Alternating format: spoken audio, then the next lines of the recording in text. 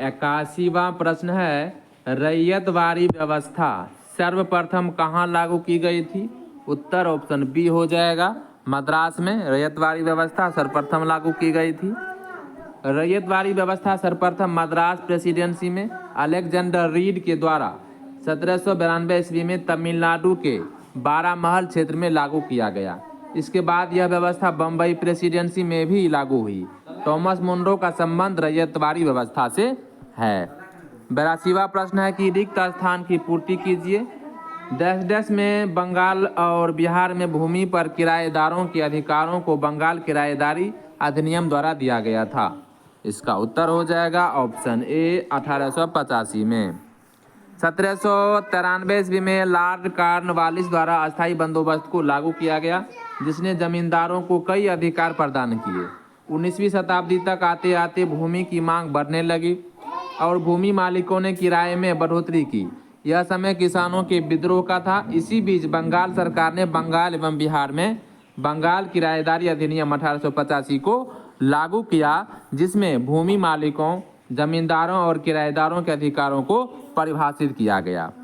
आगे बढ़ते हैं और अगला प्रश्न है 83 नंबर का कि सत्यार्थ प्रकाश की रचना की थी, तो ऑप्शन डी हो जाएगा, स्वामी दयानंद सरस्वती द्वारा।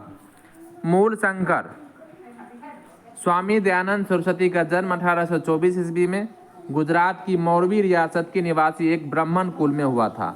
उन्होंने 1860 ईस्वी में मथुरा में स्वामी बिरजानंद जी से वेदों के शुद्ध अर्थ तथा वैदिक धर्म के प्रति अगाध श्रद्धा प्राप्त की। 1867 ईस्वी में उन्होंने पाखंड खंडिनी पताका लहराई। 1875 ईस्वी में उन्होंने बम्बई में आर्य समाज की स्थापना की। उनके विचार उनकी प्रसिद्ध पुस्तक सत्यार्थ प्रकाश में वर्णित हैं।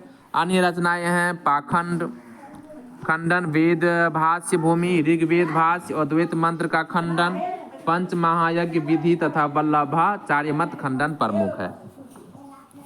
84वां प्रश्न है कि अमृत बाजार पत्रिका की स्थापना किसने की थी? तो इसका उत्तर देख लेते हैं।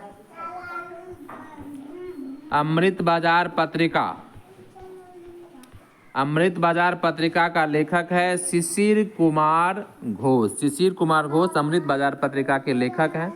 अमृत बाजार पत्रिका की स्थापना मोतीलाल घोष तथा शिशिर कुमार घोष ने 1868 ईस्वी में कलकत्ता में की। प्रारंभ में यह बंगाली भाषा में प्रकाशित होती थी। 1878 ईस्वी में देसी भाषा प्रेस अधिनियम से बचने के लिए रातों रात अंग्रेजी भाषा में रूपांतरित हो गई। गिरीश चंद्र घोष ने बंगाली का प्रकाशन 1862 ईस्वी में शुरू किया, जिसे 1879 ईस्वी में S.N. बनर्जी ने ले लिया। हिंदू पेट्रियाट की स्थापना भी गिरीश चंद्र घोष ने की थी। बाद में हरीश चंद्र मुखर्जी इसके संपादक बने थे। 85वां प्रश्न है कि निम्न में से कौन सा मुख्यतया उदारवादियों की नीतियों का प्रचारक था? तो ऑप्शन बी हो जाएगा, लीडर। फ्री प्रेस जर्नल एक न्यूज एजेंसी थी। यंग इंडिया एक साप्ताहिक पत्रिका थी जिसे महात्मा गांधी प्रकाशित करते थे। लीडर समाचार पत्र के संपादक मदन मोहन मालवीय थे। मालवीय उदारवादी दल के नेता थे। इसके माध्यम से उदारवादी अपनी नीतियों का प्रचार करते थे। 86वां प्रश्न है कि 19वीं शताब्दी के धर्म एवं समाज सुधार आंदोलनों ने जनसंख्या के किस वर्ग को मुख्यतः आकर्षित किया था? तो इसका उत्तर हो जाएगा ऑप्शन सी, यानी कि 1, 2 और 3। 1, 2 और 3 यानी कि बुद्धिजीवी, नगरीय उच्च जातियां और तीसरा यानी कि निर्धन सर्वसाधारण वर्ग। तो इसका उत्तर ऑप्शन सी हो जाएगा। अब आगे बढ़ते हैं। 19वीं सदी के धार्मिक एवं सामाजिक सुधार आंदोलन का भारत के इतिहास में विशेष स्थान है। इसने जहां एक और धार्मिक एवं सामाजिक सुधारों का आह्वान किया, वहीं दूसरी ओर इसने भारत के अतीत को उजागर कर भारतवासियों के मन में आत्मसम्मान और आत्मगौरव की भावना जगाने की कोशिश की। इसने बुद्धिजीवी, नगरीय उच्च जातियों एवं निर्धन सर्वसाधारण वर्ग को अपनी ओर आकर्षित किया।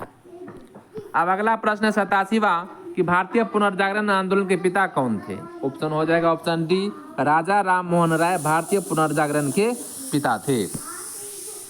इसकी व्याख्या देखते हैं।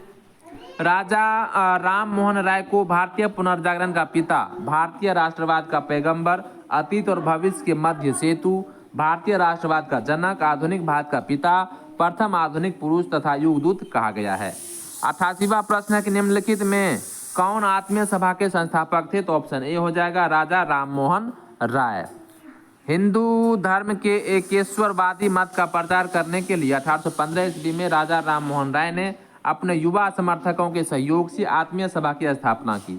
उन्होंने मूर्ति पूजा की आलोचना की और स्वप्रमाण यह विचार व्यक्त किया कि हिंदुओं के सभी प्राचीन मौलिक धर्म ग्रंथों ने एक ब्रह्म का उपदेश दिया। इसके समर्थन में उन्होंने वेदों और 5 मुख्य उपनिषदों का बांग्ला भाषा में अनुवाद किया। अगला प्रश्न 89वां कि ब्रह्म समाज की स्थापना हुई थी वर्ष, इसमें से एक भी सही नहीं है, 1828 में हुआ था। राजा राममोहन राय ने 20 अगस्त 1828 को ब्रह्म समाज नाम से एक नए समाज की स्थापना की, जिसे आगे चलकर ब्रह्म समाज के नाम से जाना गया। इस समाज ने मूर्ति पूजा का विरोध किया और एक ब्रह्म समाज की पूजा का उपदेश दिया। यह ऐसे लोगों की जमात थी जो ईश्वर की एकता में विश्वास करते थे और मूर्ति पूजा से अलग रहते थे। इस नवीन धर्म में सामाजिक रीति रिवाजों एवं धार्मिक कर्मकांडों के लिए कोई स्थान नहीं था। ब्रह्म समाज रंग, वर्ण अथवा मत पर विचार किए बिना मानव मात्र के प्रति प्रेम तथा जीवन की उच्चतम विधि के रूप में मानवता की सेवा पर बल दिया। दिए गए विकल्प में कोई भी विकल्प सही नहीं है। 90 नंबर का प्रश्न है कि राजा राममोहन राय द्वारा ब्रह्म समाज की स्थापना कब की गई थी? तो ऑप्शन सी हो जाएगा 1828 ईस्वी में।